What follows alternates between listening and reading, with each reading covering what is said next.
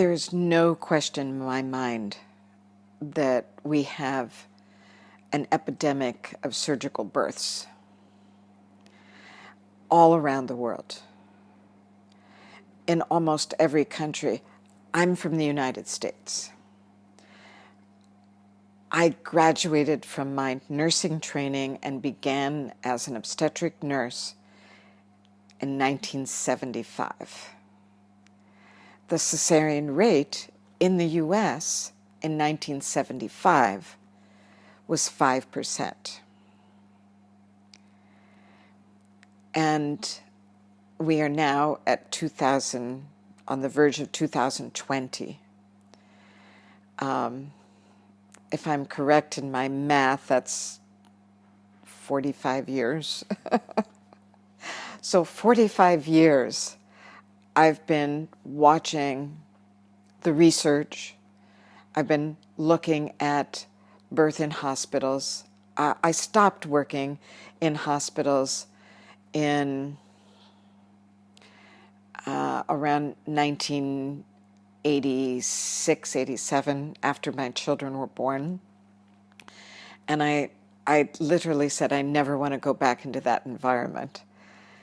However, when I started teaching Waterbirth, parto en agua, my main target of my workshops was always first to go where people were having their babies. And that was in the hospital.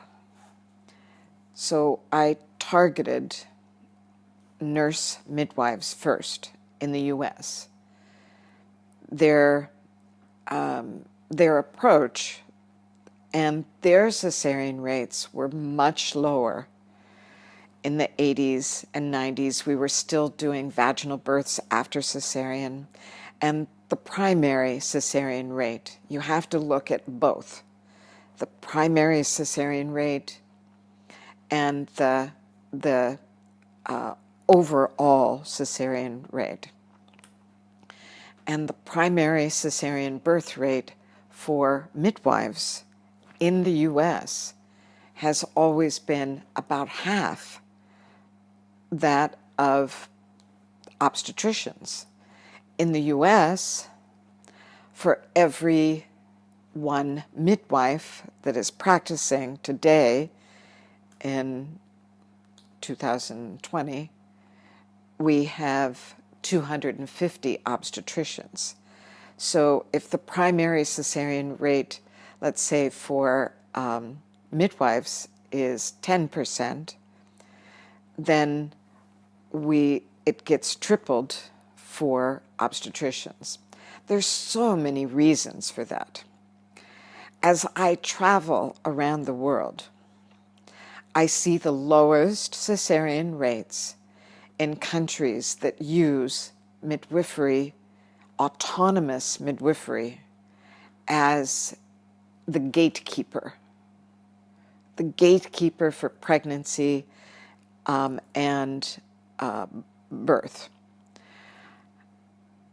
The countries that have midwives that are not autonomous, they do not practice independently. They are under the auspices of physicians. They support the women in labor. They might work in a prenatal clinic. They might be a lactation consultant and work postpartum. There's no continuity of care.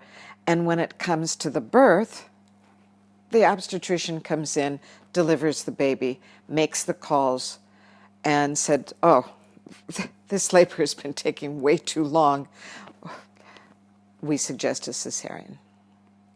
Those countries have a segmentally higher rate than the countries where midwives are in autonomous practice. All of Northern Europe, Australia, Japan. The one common denominator for their lower cesarean rates is independent, autonomous midwifery practice. There's no question about that. The World Health Organization sees it, and I have seen this in every country. And then you get to the higher level of obstetricians only, no midwifery whatsoever.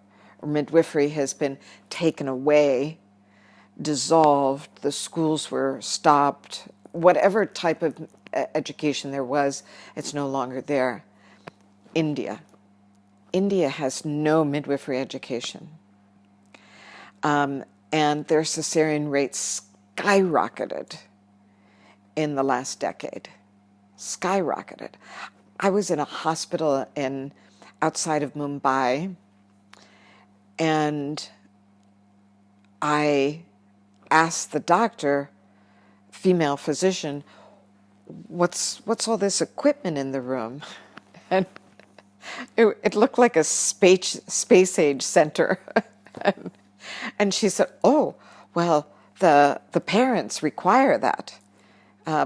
This is a private hospital, and they expect us to look very different. So we have to have all the gadgets and the resuscitation equipment. And I just asked her, I said, well, if you're not trusting birth, what's your primary cesarean rate?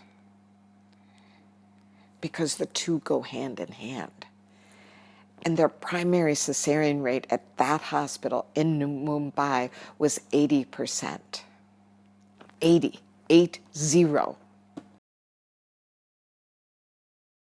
Medical systems all over the world are resistant to change for quite a few reasons. I'm here in Argentina right now, and I look at the system of education.